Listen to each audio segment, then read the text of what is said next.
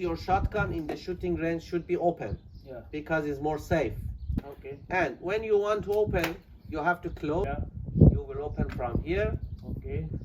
You see, you put the lock Yes. out, you push this out, Okay. and this come out. Okay.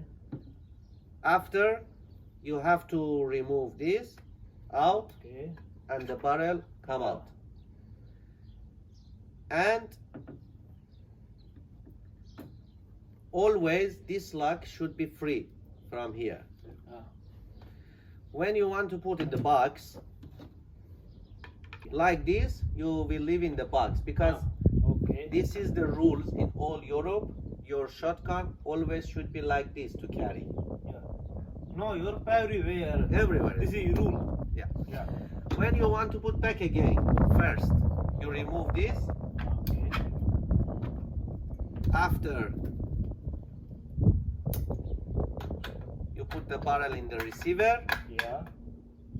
close it. You put this back, and don't forget, Again Open. Yeah. very easy. They have to practice at home, but in the future we will speak more about different cartridges and different Yeah. sport of the shotgun. Thanks.